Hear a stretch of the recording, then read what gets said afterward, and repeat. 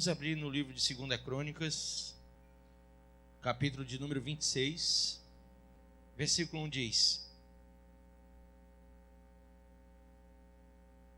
Todo o povo de Judá tomou a Uzias, que era de 16 anos, e o constituiu rei em lugar de Amazias seu pai. E ele edificou a Elate e a restituiu a Judá, depois que o rei descansou com seus pais. Uzias tinha 16 anos quando começou a reinar, e 52 anos reinou em Jerusalém. Era o nome de sua mãe, Jecolias de Jerusalém. Ele fez o que era reto perante o Senhor, segundo tudo o que fizera Amazias seu pai. Propôs-se o que, pessoal? Buscar a Deus nos dias de Zacarias, que era sábio nas visões de Deus. Nos dias em que buscou ao Senhor, Deus o fez prosperar. Diga comigo, nos dias em que buscou ao Senhor. Novamente, nos dias em que buscou a quem? Ao Senhor. Deus o fez prosperar. Põe a mão sobre a Bíblia e diga: Pai, em nome de Jesus, me ensina a tua palavra. Diga amém. Pode sentar. A Bíblia diz que ele fez o que era reto perante os olhos do Senhor. Você pode dizer isso? Diga: ele fez o que era reto perante os olhos do Senhor. Ou seja, o que era digno, o que era correto de se fazer. Ele recebeu a bênção de Deus. A Bíblia diz no versículo 5 que ele se propôs a buscar o Senhor. E quando ele se propôs a buscar a Deus, nos dias de Zacarias, a Bíblia diz que Deus o prosperou nos dias em que ele o buscou. Irmãos, primeira lição desse primeiro rei, eu vou falar aqui de 5 reis. Mas o primeiro rei, o rei Uzias.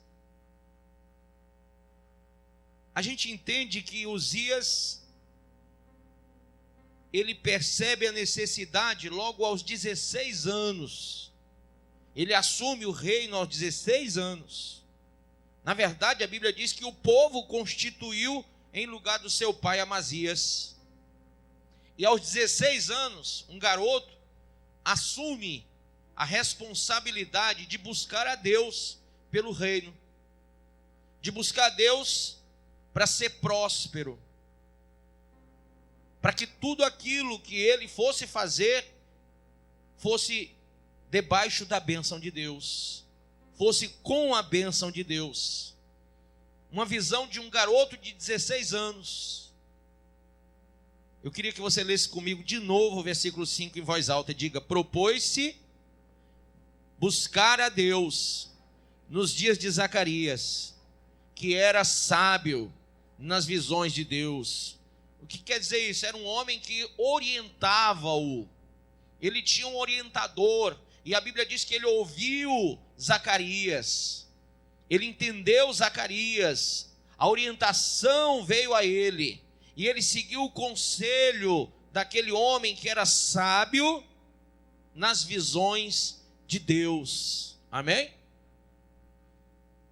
Essa é a segunda coisa que nós entendemos. Ele não só, ele aos 16 anos, ele tem um mentor. Ele resolveu adotar um mentor para si, aquele que poderia orientá-lo no caminho reto. Então, diante das orientações sábias nas visões de Deus que Zacarias lhe trouxe, a Bíblia diz que nos dias em que ele buscou o Senhor, Deus o fez prosperar. E prosperou muito. A Bíblia diz que ele venceu todos os seus inimigos, versículos 6 e 7. Você pode dizer isso? Ele venceu todos os seus inimigos. No versículo 6 e 7, olha só. Saiu e guerreou contra os filisteus e quebrou o muro de Gate e o de Jabné e o de Asdod, e edificou cidades no território de Asdod e entre os filisteus. Deus o ajudou contra os filisteus e contra os arábios que habitavam em Gurbaal e contra os meunitas. Ninguém resistiu o rei Uzias. Aos 16 anos, buscando ao Senhor com a orientação de Zacarias. Amém? Há limites para você, se você entender a orientação de Deus? Será que você não pode prosperar no seu caminho? Será que você não pode ser abençoado no seu caminho? Qual é o entendimento que nós temos aqui do primeiro rei? É que ele percebeu que o caminho da sua prosperidade estava ligado à adoção da orientação. Você pode dizer isso? O caminho da minha prosperidade está ligado à adoção da orientação que vem de Deus. Eu tenho que adotar no meu coração a orientação sagrada. Você pode olhar para a sua Bíblia e diga: essa é a orientação de Deus.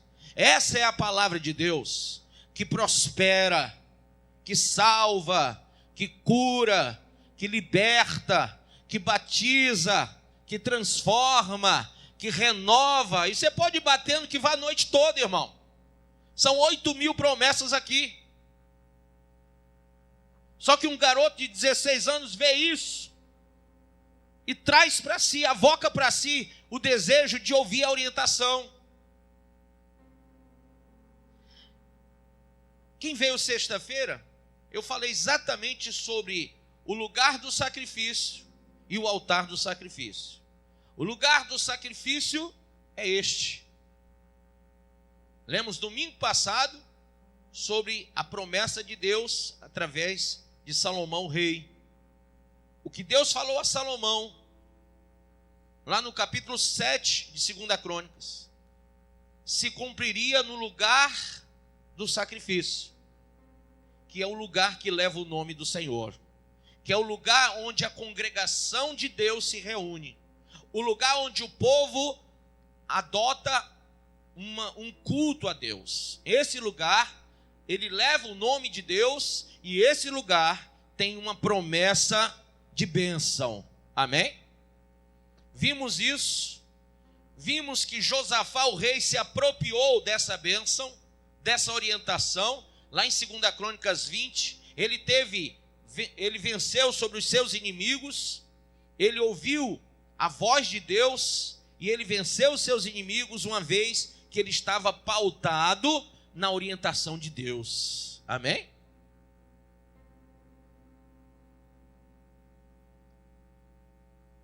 Falamos sexta-feira que quando a Bíblia chama o templo de lugar do tesouro, de casa do tesouro, é porque a orientação do coração do homem que quer servir a Deus tem que ser voltada para o lugar onde o nome do Senhor é exaltado. Você tem que ter o desejo de estar na casa de Deus, na casa que leva o nome de Deus. E diferente de como era no Antigo Testamento, porque lá havia uma estrutura onde o altar do sacrifício era posto no templo físico. Hoje, através de Jesus, através do Cordeiro, o altar do sacrifício é o nosso próprio coração.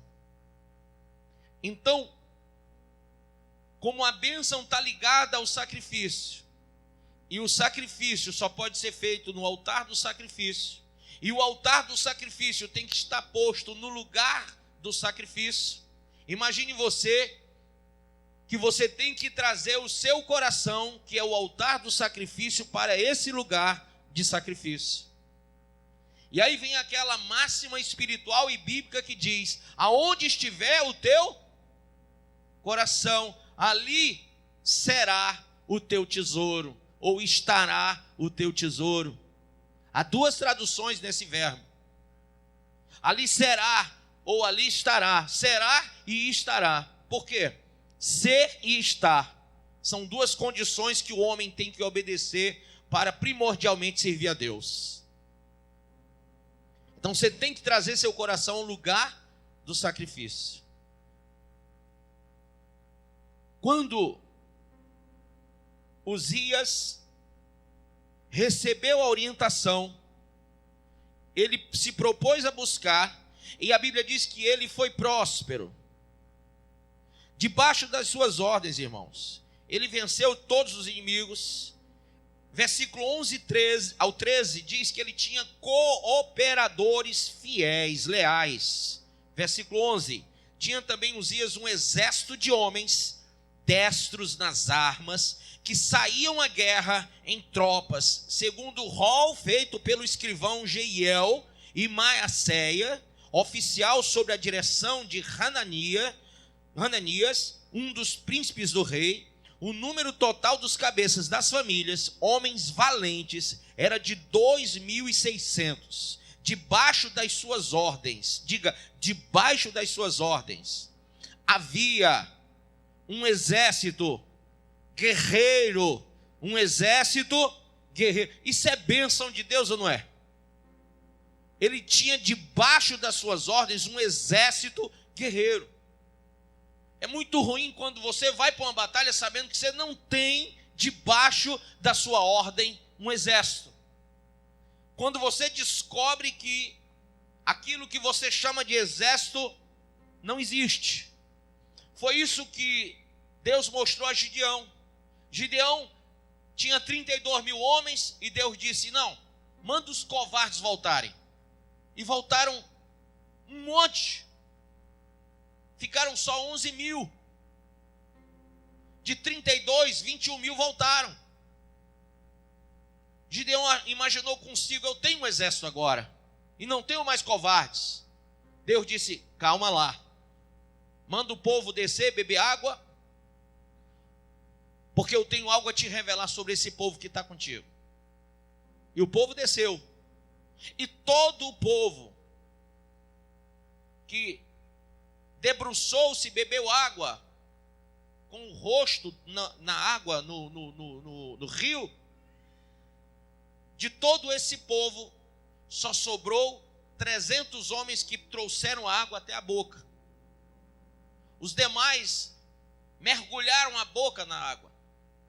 Isso para você talvez seja um detalhe, mas numa guerra isso faz uma grande diferença, porque o nome disso é atenção. E Deus mandou voltar primeiro os covardes, depois os desatentos, os que não vigiavam. Gideão talvez não tenha entendido essa segunda vez, porque ele imaginava ter um exército agora de 11 mil e agora só tem 300 homens. E Deus olha para Gideão e diz, agora tu tem um exército. Um exército que é corajoso e um exército que é atento. Amém? Então a Bíblia diz que Uzias tinha esse exército debaixo da sua ordem. Guerreiros, ele tinha 307.500 homens. Que coisa linda, que coisa benção, que bênção de Deus. A Bíblia diz que faziam a guerra com grande poder. Os homens eram voltados para a batalha, para ajudar, diga ajudar, o rei contra os inimigos. Irmão, diga para o seu irmão do lado, ninguém vence uma batalha só. Fala para o seu parente, ninguém vence uma batalha só. Diga, se lá em casa está difícil, se lá na empresa está difícil, se na igreja está difícil, é porque as pessoas lá de casa, lá do trabalho e lá da igreja não perceberam que ninguém vence sozinho uma batalha. Diga para sua esposa, olha, sozinho eu não consigo. Diga para o seu marido, sozinho não vai. Por mais que a gente tente, por mais que eu vá todo dia, acorde de manhã e vá dormir tarde, trabalhando e me esforçando, sozinho não dá. Glória a Deus. Sozinho não dá. Diga para o seu irmão, não dá. De novo, olha para ele e diz assim, você pensa É por isso que temos sido frustrados. É por isso que os projetos não andam. É por isso que a coisa não vai para frente. A Bíblia diz que este homem, ele se propôs a buscar a Deus. E é claro e evidente que na sua busca, ele fez algo tremendo. Ele entendeu que sozinho não dava. Ele cria um exército de homens dispostos. Diga para o seu irmão, tem que estar disposto. Mais uma vez, tem que estar disposto. Amém. Quinta coisa, versículo 15, veja. Perdão, 14. Preparou-lhes Uzias para todo o exército, todo, escudos, lanças, capacetes, couraças e arcos, e até fundas para tirar pedra. Ele lembrou de quem aí? Davi. Irmãos, essa coisa que eu aprendo aqui é, quando você tem pessoas que são leais, que são fiéis e que estão na batalha com você, procure instrumentalizar, procure investir em quem está com você na batalha. Às vezes a gente investe em quem não tem nada a ver com a gente. Não tem nada a ver com o nosso propósito. Não tem nada a ver. Sabe, irmão, eu já vi muita gente dando com os murros na água, tendo uma vida frustrante, porque o seu investimento é pessoal. Muitos maridos investem em si, não investem na família. Uma vez eu entrei na casa de um pastor, no Rio Grande do Norte, e a briga dele com a mulher é porque ele gastava dinheiro com aro de carro, aro de magnésio, aquele aro de magnésio. Ele gastava dinheiro para ajeitar o seu celular, ele comprava sempre o celular último lançamento, ele trocava de celular cada vez que lançava um novo. O seu guarda-roupa tinha as melhores roupas, seu sapato era da melhor marca, e a reclamação da sua mulher é que nos seus dias, os dias em que a mulher tem que se recolher pela Bíblia, sabe quais são, né? Aquela mulher não tinha sequer um mods. Ele não comprava nada para a esposa. Ela chegava na igreja com as roupas mais, humildes e mais deploráveis que uma mulher pudesse usar. Ela tinha vergonha de evangelizar porque ela não tinha um sapato digno para calçar. E seus filhos sujos, crianças, bebês com fralda de pano, que ela tinha que lavar constantemente, porque ele não investia em fralda descartável para aliviar a barra da esposa. Irmão, a coisa já está errado quando você não sabe onde investir. A coisa dá errado quando você luta contra você mesmo, quando você luta contra o seu próprio exército. Quando você pega seu dinheiro e gasta com bebida, com droga, e deixa de comprar para dentro de casa o que é útil. Você está lutando contra o seu próprio exército. Eu já vi muitas famílias se acabarem por causa disso. Já vi muitas igrejas fecharem as portas porque as pessoas gastam com tudo lá fora e não investem na própria igreja. Já vi muitos pastores desistirem porque não tem como fazer obra sem recurso. Muita obra missionária parada porque o povo de Deus não investe. E é difícil quando você diz que faz parte de um exército do qual você mesmo não é um investidor. Diga para o seu irmão, você precisa seguir o conselho de Zacarias e a obra de Uzias.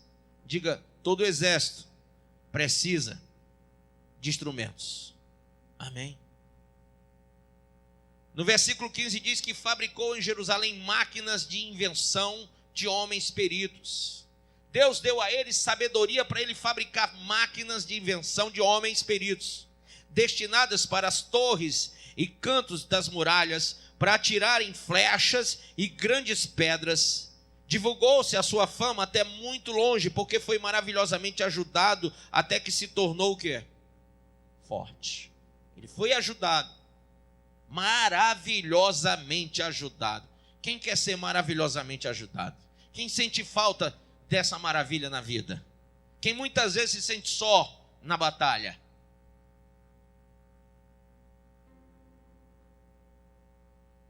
Sabe aquele filho que está dentro de casa, só sabe consumir energia, está no computador, acende a luz do quarto, liga o ar-condicionado, aí vai para a geladeira, e abre a geladeira, e fica com ela aberta horas e horas, e vai lá e pega uma roupa e usa 10 minutos, e joga no cesto e pega outra, que vai ter que ser lavada, engomada novamente. Você sabe o que é isso? É gente que não quer ajudar. É um exército que não quer te ajudar. O exército que quer te ajudar, ele tem uma característica própria. Ele sabe o que deve e o que não pode fazer. Amém? Agora Uzias, no verso 16, havendo-se já fortificado, vem o problema.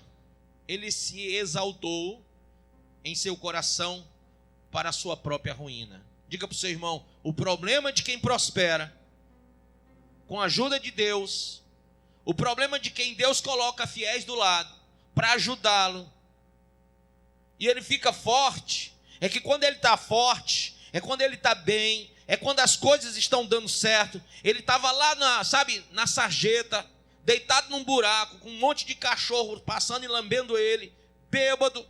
De repente ele vai para a igreja, ele tem a ajuda de Deus, tem a ajuda do pastor, tem a ajuda do Espírito Santo, tem a ajuda de todo mundo. O problema é que quando ele está forte, ele se exalta, ele fica soberbo. E esse é o princípio da queda, a soberba. A Bíblia diz, para a sua própria ruína, diga, para a sua própria ruína, Uzias se exaltou no seu coração e cometeu o que, pessoal? Transgressões contra o Senhor. Como é que você vai transgredir contra o único que está te ajudando? O único que colocou um exército ao teu lado foi o Senhor. O único que pode levantar um exército ao teu lado é o Senhor. Aí você vai transgredir contra aquele que pode levantar os exércitos.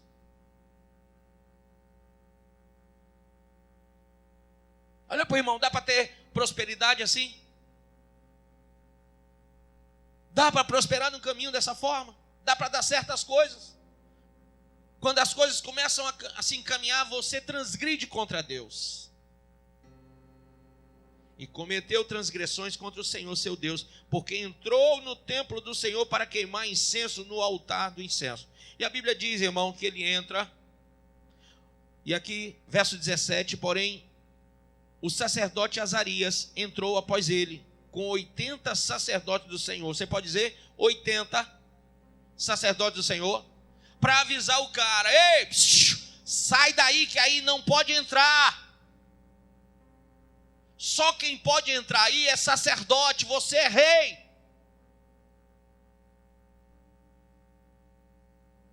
Mas o cara estava tão orgulhoso, tão soberbo, que ele se achou no direito de fazer coisas que ele não podia fazer. Essa foi a queda do primeiro rei de Israel, o rei Saul. Ele vai e faz o sacrifício, faz o holocausto na frente de Samuel. Uzias fez a mesma coisa. Uzias faz a mesmíssima coisa. Exaltado que estava, ele como rei entra no lugar de sacerdote. E 80 sacerdotes vão atrás dele dizendo: não pode.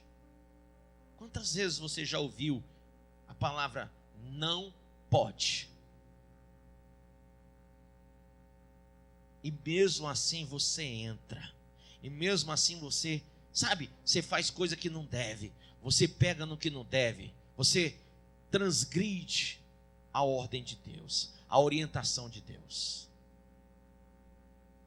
Diga, pela misericórdia, Deus manda 80 homens entrar e avisar. Verso 18.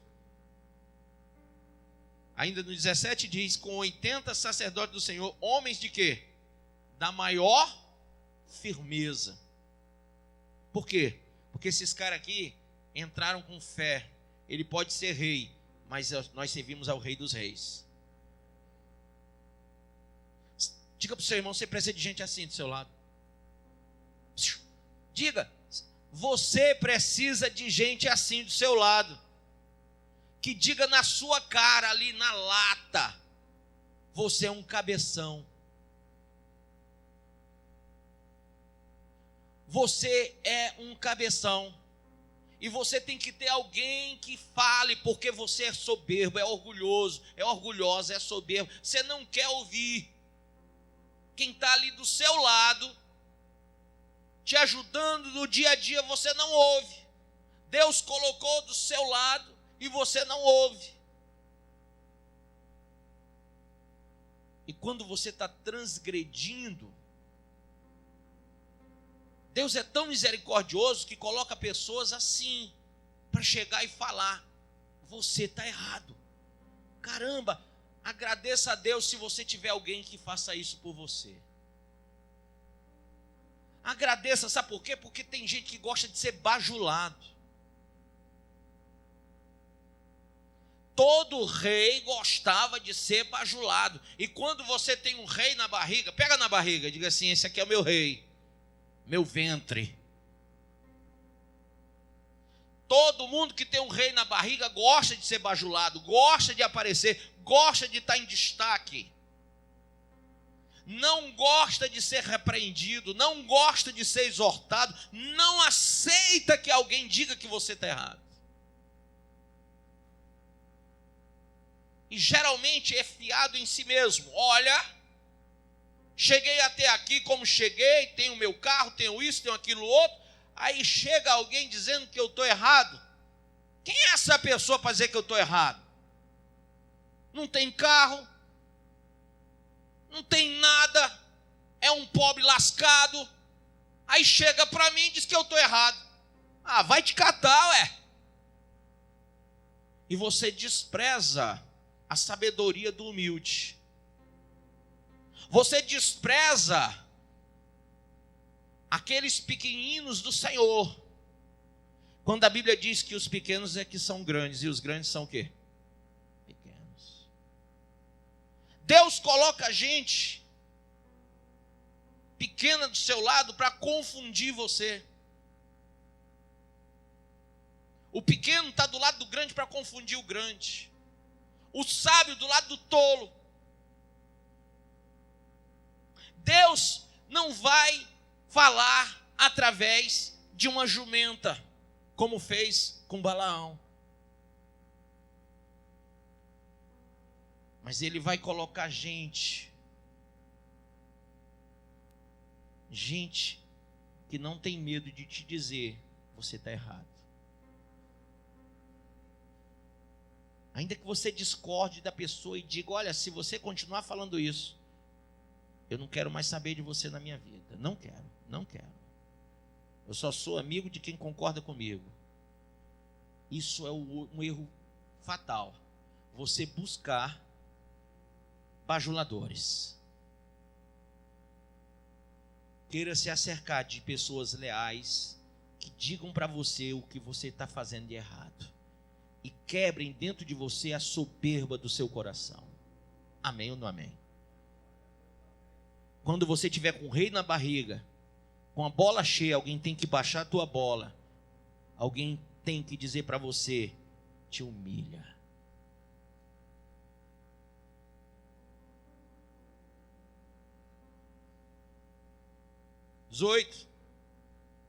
E resistiram ao rei Uzias e lhe disseram, a ti, Uzias, não compete queimar incenso perante o Senhor, mas aos sacerdotes, filhos de Arão, que são consagrados. A palavra consagrado quer dizer o quê? Separado para isso. Amém? Que são consagrados para esse mistério. Sai do santuário. Sai. Você está no lugar errado.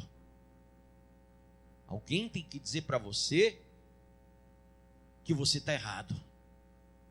Que o teu lugar não é onde você pensa que é. É onde Deus ordenou você ir. Amém ou não amém? Quem está com o rei na barriga quer entrar no lugar que quer e fazer o que quer.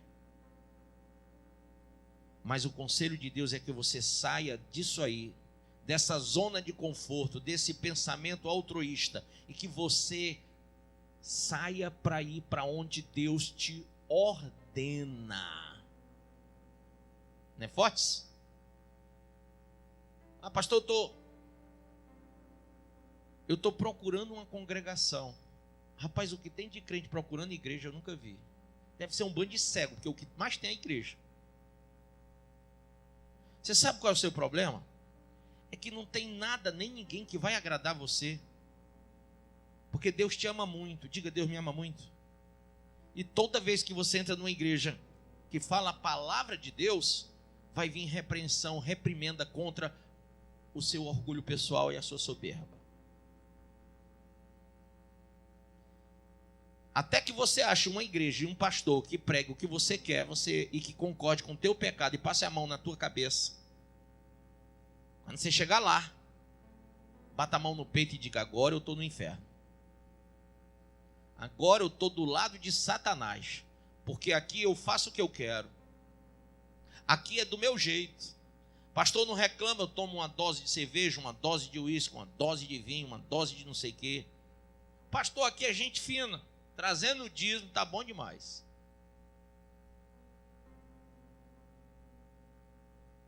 Querido, você está caminhando para a tua própria destruição como Uzias. Veja.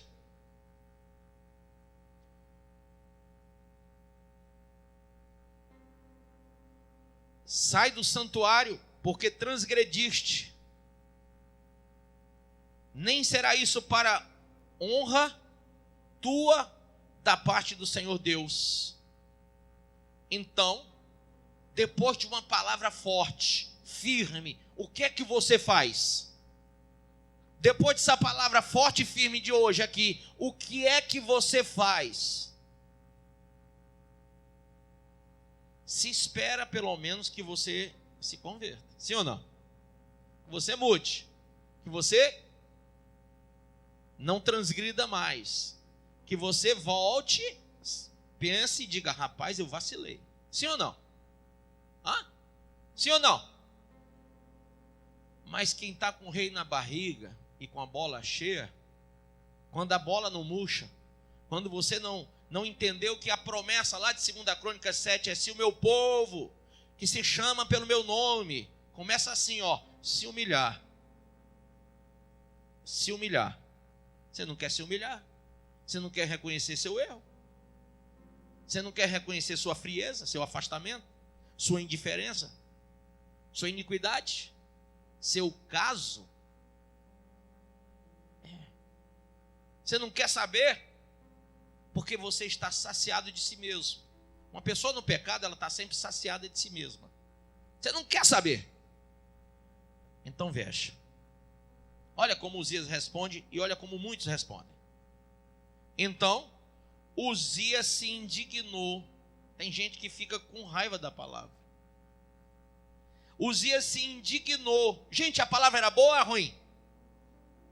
Ela é boa para quem ouve, com um coração bom. Ela é ruim, pesada e difícil para quem tem um coração ruim, pesado e difícil.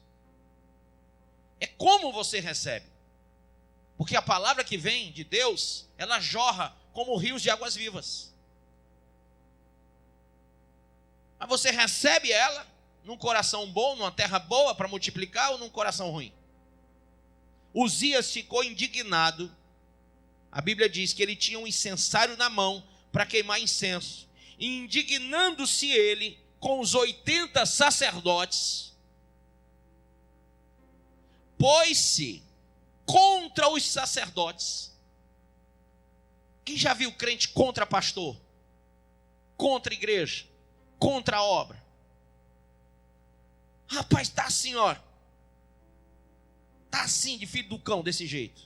Dizendo que é glória a Deus, aleluia, e falando em línguas. Detalhe, o diabo fala em línguas. Os demônios falam em línguas.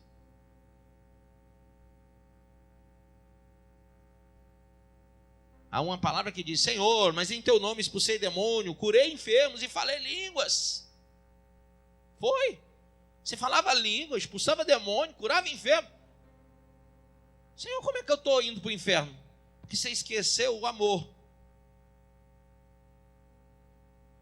que é o vínculo maior da perfeição, o amor. Você esqueceu de me amar, esqueceu o que significa me amar. O amor tudo sofre, tudo crê, tudo espera, tudo suporta e nunca falha. Você falhou, seu amor acabou, você se esfriou, você deixou para lá, você não foi leal, você não foi fiel, sua aliança foi quebrada. Pode expulsar demônio, curar enfermo e falar em línguas. Todo crente faz isso e fica com o rei na barriga. Às vezes tem um obreirinho que está começando a carreira, que na igreja, aí eu vejo que o primeiro demônio que ele expulsa, o segundo, ele já fica, rapaz, eu estou poderoso. Poderoso é Deus. Jesus disse: não se alegrem por isso não, mas se alegrem que o vosso nome esteja escrito no livro da vida. Não se alegrem porque expulsam demônio, porque curam enfermo. Eles estavam tão felizes, voltaram tão felizes para contar para o Senhor: Senhor, olha, nós expulsamos os demônios, curamos enfermos, foi bênção, Senhor. Todo mundo ali ficou, sabe, maravilhado com o que nós fizemos. Foi. Baixa a bola. Baixa a bola.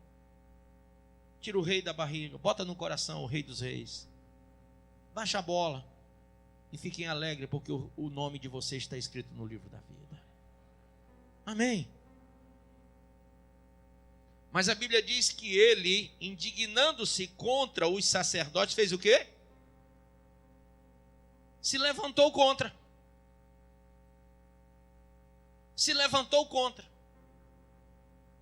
E a gente não pode se levantar contra sacerdotes de Deus. Amém, pessoal? Aí vem a consequência. A lepra lhe saiu aonde? Na testa. Perante os sacerdotes na casa do Senhor, junto ao altar do incenso. Lepra significa imundície. Quando você se levanta contra o sacerdote, quando você se levanta contra aquele que Deus colocou para te orientar, para te dizer o que você pode e o que você não pode, para te dizer aquilo que você está errado, e você, em vez de agradecer a Deus e se humilhar e dizer vou me corrigir, você fica contra aquela pessoa. Vou te dar um exemplo. Quem tem pai e mãe? Quem tem pai e mãe? Quantas vezes seu pai e sua mãe disse: não faz isso, menino, menina, para com isso, ou essa roupa imoral, e você disse: mãe, para com isso, deixa de ser quadrada. Pai, que é isso, pai? A minha menina lá do colégio usa mais curto que isso. E você combate os sacerdotes que Deus colocou aonde? Na tua vida, na tua casa. O pai disse para a filha assim, ou a mãe, ou os dois: não quero que você namore. Agora não. É isso. É isso. A senhora mãe começou a namorar com 12 anos. A senhora com 13, 14 já tinha tido minha irmã. Com 17 a senhora já estava com 6 filhos. Era um menino por ano. Agora eu peguei pesado. Quem é a senhora para me ensinar alguma coisa, para me orientar aqui? Sabe quem ela é? É a pessoa sábia que Deus colocou para te dizer: não cometa o erro que eu cometi.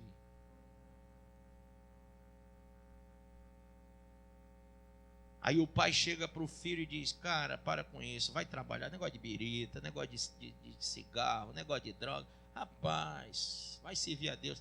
Quem é o senhor, pai? Quantas vezes eu lhe tirei lá do bar?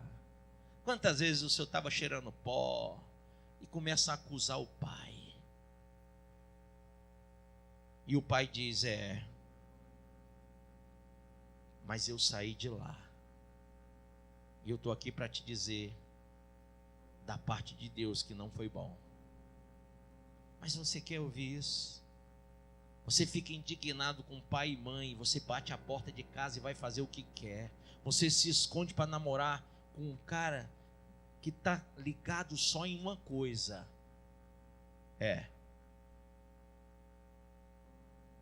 E você esconde a sua lepra. O máximo que você pode, você fica escondendo. Pai, vamos marcar ali na esquina. Dobra ali. Você marca o que a gente chama, o pessoal chama de esquema, né? Vamos marcar o esquema. Tá. Levanta o vidro.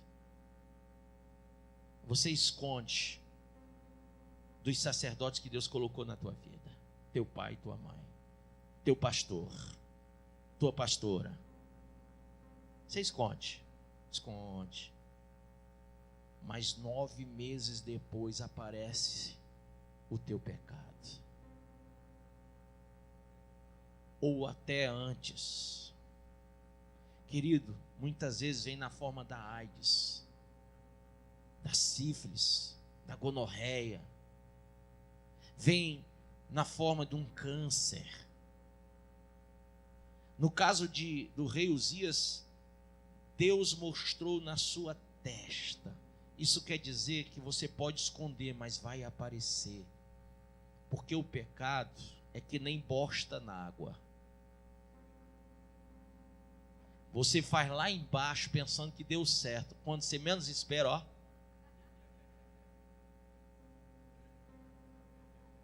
e vai feder, sim ou não? Não adianta esconder isso. Uzias, cheio de glória, mas acabado agora. Estava imundo. Teve todo o conselho. A Bíblia diz que enquanto ele se propôs a buscar Deus, Deus o fez prosperar. Mas quando ele virou as costas, quando ele traiu, quando ele deixou de ouvir orientação espiritual, e olha que ele teve 80 homens para dizer: sai daqui, ele não saiu.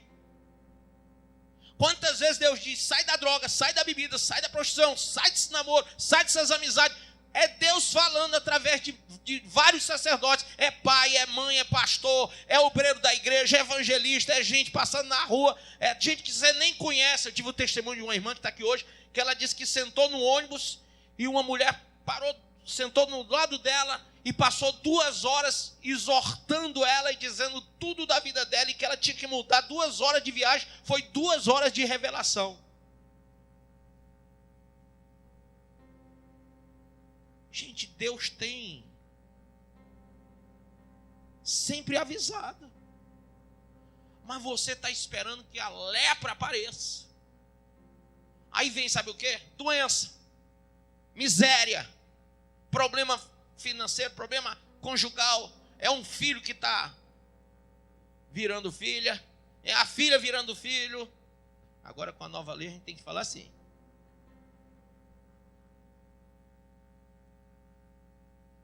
Fica ligado aí. Então, você começa a ver o destroço. E você diz assim: mas rapaz, como que Deus permite uma coisa dessa? Ele te avisou várias vezes. Sim ou não? Então, irmão, o sumo sacerdote Azarias e todos os sacerdotes, versículo 20, voltaram-se para ele, e eis que estava leproso na testa. E apressadamente o lançaram fora.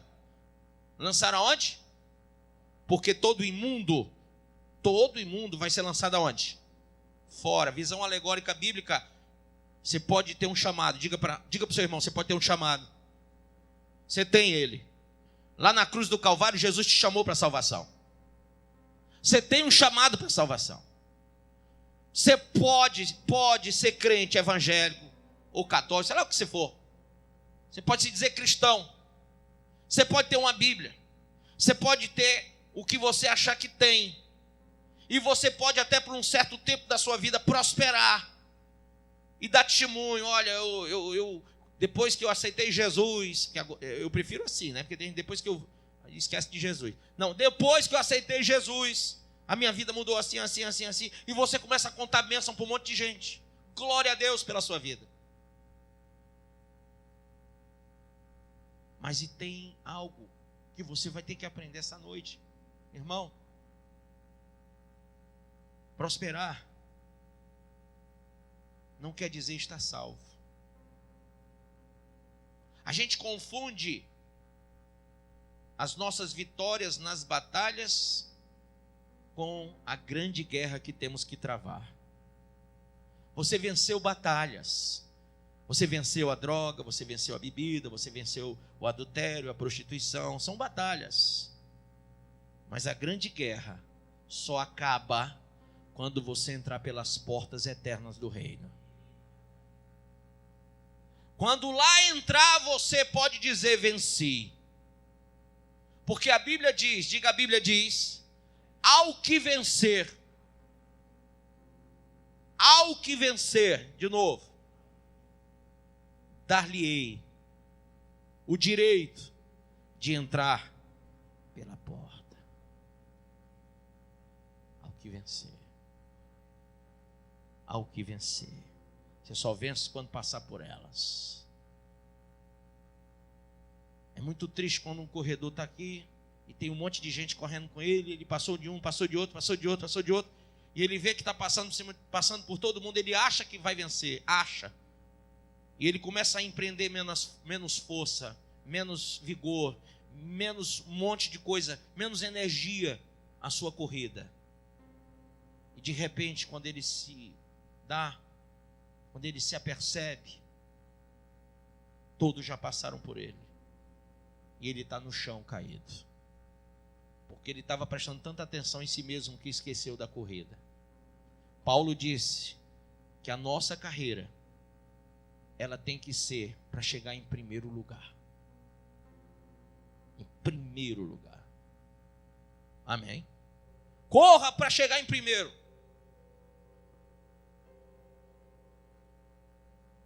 E assim ficou leproso. Perdão, ainda no 20. Até ele mesmo se deu pressa em sair, visto que o Senhor o ferira. Assim ficou leproso o rei Uzias até o dia da sua morte. E morou por ser leproso numa casa separada, porque foi excluído. Da onde? Da onde é que ele foi excluído? Da casa de quem? Da casa do Senhor, ele foi excluído. Às vezes você diz: não, eu não vou não adianta, não me chame, eu não vou. Vai não. Você pensa que é você que não quer ir?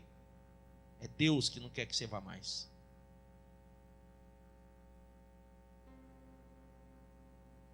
Mas Deus não me ama? Não tem misericórdia? Tem. Mas chegou o dia do juízo também. Que você já rejeitou tanto, já profanou tanto, que a Bíblia diz que não tem mais sacrifício, só uma expectativa de juízo para ti. Por que você acha que você não tem força para ir à igreja? Por que você acha que você, para ir para qualquer canto, você parece um serilampo?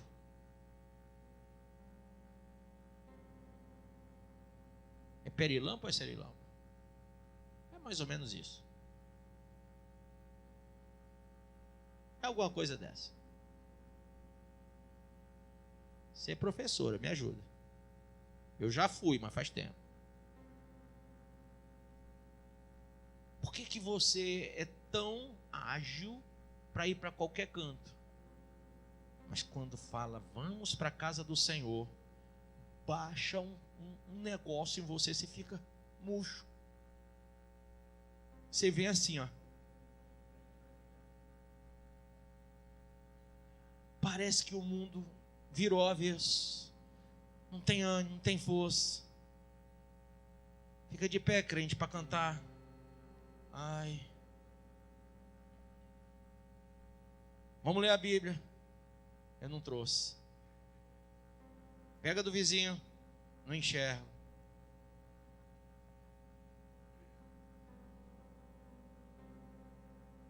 Quer aceitar Jesus? Deixa para o culto que vem. Quando é que você vem? Não sei, mas quando eu vier. Pensa, irmão, por que tu é tão fraco para Deus? Eu imagino que Deus já... Exatamente. Deus já julgou a tua causa. Nisso aí. Porque Ele já sondou teu coração e viu que você não quer nada. Não quer nada. Eu acredito que agora o Supremo, Ele está separando o joio do trigo, porque o arrebatamento já está aí. E Ele é que está separando quem é joio e quem é trigo. Como eu, pastor, não posso fazer, Ele está fazendo. E é por isso que tem muitos crentes relâmpago. Vêm e vão. Tem muitos crentes frios, calculistas, muita gente desatel, muita gente, mas muita gente. Você tira um pequeno povo que quer alguma coisa com Deus. Ontem no culto de oração da tarde, do sábado à tarde, das 3 horas, só tinha eu, minha mulher, meu filho e uma irmã. Glória a Deus, veio a irmã. Culto de oração. Os crentes estão fazendo o que no sábado à tarde? Eu estava assistindo o Luciano Huck. Ou então aquele outro lá, o véão lá, que eu não sei o nome. Raul Gil. Ou eu estava em casa, deitado, balangando o beiço. Querido, culto de oração. Se o meu povo se humilhar, e o quê? Orar. Chamei para você vir no lugar do sacrifício orar. Amém? Então, ele foi tirado, ficou numa casinha, ficou fora da casa do Senhor. E Jotão, seu filho, tinha a seu cargo a casa do rei, julgando o povo da terra. Amém? Amém? Ele morreu leproso. Jotão assumiu. Jotão e Acás, e provavelmente o rei Ezequias, são reis que eu vou falar no domingo que vem. Por que eu vou falar domingo que vem? Porque você não vem segunda, quarta e sexta?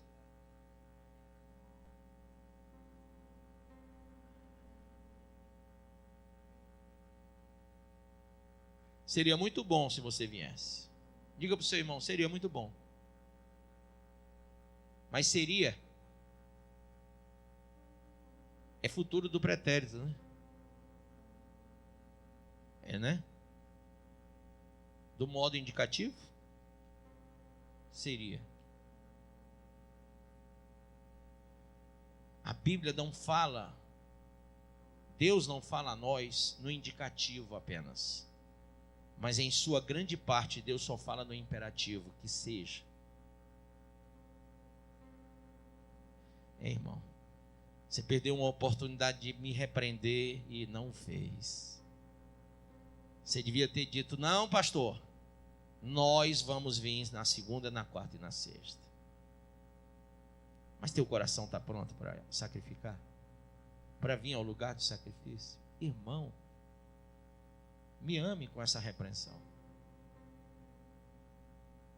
Me ame. Porque eu estou dizendo a você o seu lugar.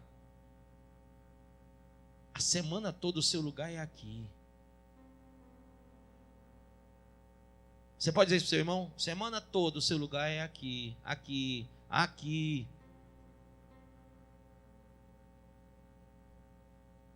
E você está em casa.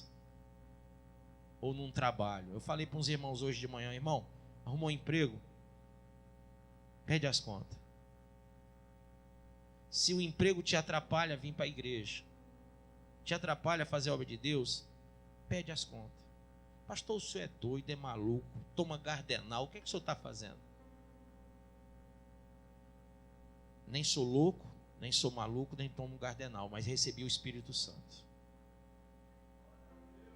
E se você fizer isso, porque você ama o reino, porque você tem sede de Deus, será que Deus vai te deixar sem prosperar no teu caminho? Querido, por favor, só para a gente bater o martelo essa noite, volte aí no versículo 4. Ele fez o que era o quê? O que era o quê? Quando ele prosperou, o que é que ele fez? O que era reto. Você não está fazendo o que é reto, irmão. Mas ele fez, quando ele prosperou, ele fez. Você acha que Deus quer ou não quer que você venha?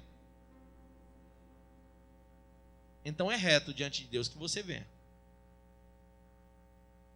Faça o que é reto. Não é por mim não, é por Deus e por você.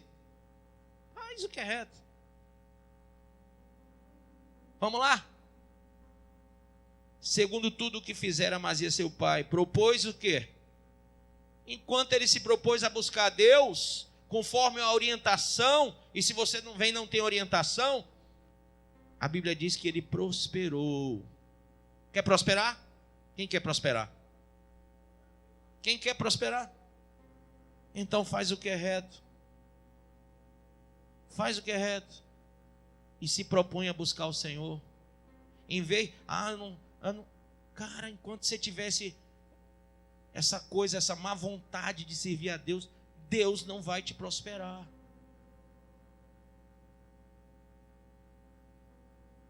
Amém? Procura dentro de você ressuscitar o Lázaro, a tua fé. Sai dessa crendice religiosa e entra numa fé sacrificial que te faz vir com amor. E como disse o salmista, alegrei-me quando me disseram vamos à casa do Senhor. É alegria. Alegria ir à casa de Deus. Isso quer dizer que o contrário é tristeza por não vir. Se tanto faz, é um problema sério espiritual. É um vazio existencial no espírito. Se tanto faz, é porque você está vazio. Se alegre em estar na casa de Deus, você vai ver teu caminho prosperar.